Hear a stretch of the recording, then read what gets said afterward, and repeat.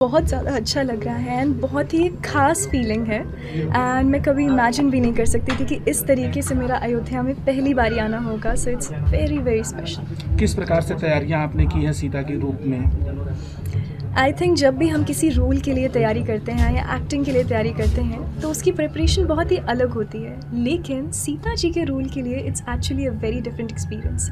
It was more about कि हम किस तरीके से उनकी सादगी, उनकी सिंप्लिसिटी को अपने अंदर उतार पाएँ and that was my preparation. Glamour की दुनिया से आप आध्यात्म की दुनिया में अभिनय कर रही हैं, कैसा लग रहा है? क्या कहेंगी इस अनुभव को अपने?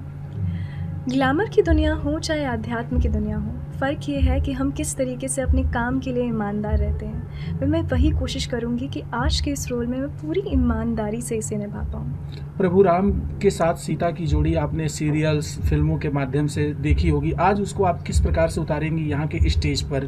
क्या सोचा है, आपके मन में क्या चल रहा है?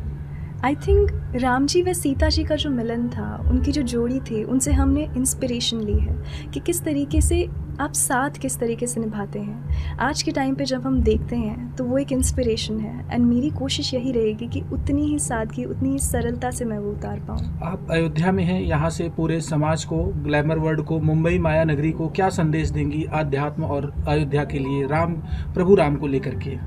प्रभु राम को लेकर मैं यही संदेश दूंगी कि ये अपॉर्चुनिटीज़ बहुत ही मुश्किल से हमें मिलती हैं। वह हमारी संस्कृति ही हमारी धरोहर है, हमारी सबसे बड़ी धरोहर।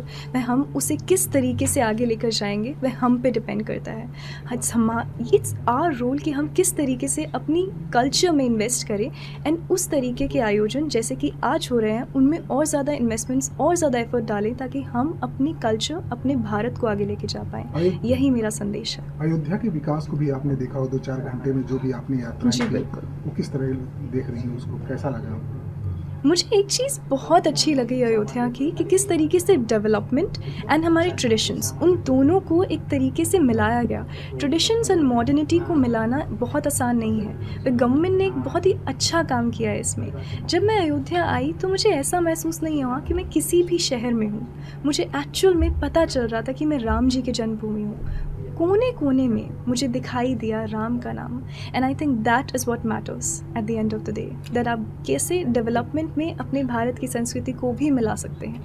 नेक्स्ट टाइम आप अयोध्या आने की कब प्लानिंग रखेंगी, क्या सोचेंगी, कब तक आने का विचार रहेगा? अगर मैं मिस यूनिवर्स इंडिया आज हूँ एंड अगर मैं मिस यूनिवर्स का खिताब जीतती हूँ तो definitely the first thing I would like to do is to come to Ayodhya and मैं वापस आकर फिर से राम जी का आशीर्वाद देना सीता जी चाहूँगी। के कैरेक्टर से सबसे ज़्यादा क्या आपको इंस्पायर कर रहा है?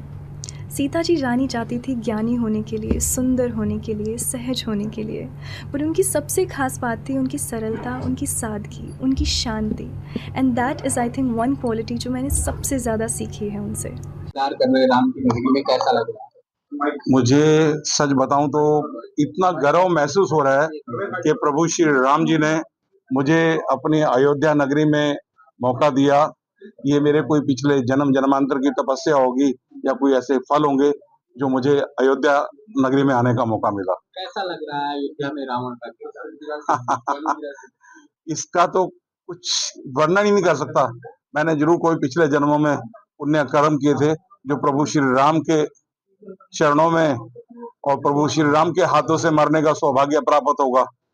तो मैं पब्लिक को संदेश देना चाहूंगा कि यदि आप चलना चाहते हैं प्रभु श्री राम की नीतियों पे चलिए। युग युगांतर तक प्रभु श्री राम जी की महिमा का गुणगान होता है। यदि रावण महाविद्वान पंडित होके उसकी कुछ नीतियां, कुनीतियों के कारण आज रावण का नाम, जैसे राम का नाम है, रावण का नाम उस अंदाज में या उस रूप में लोग लेते हुए सोचते हैं। जहाँ भक्ति है हर शब्द में, कथाओं में छुपे हैं दिव्य रहस्य और ज्योतिष देता है जीवन को दिशा। धर्म से जुड़ी हर बातों को जानने के लिए हमारे चैनल स्तुति को सब्सक्राइब करें। चैनल पर जाने के लिए इस लिंक पर क्लिक करें।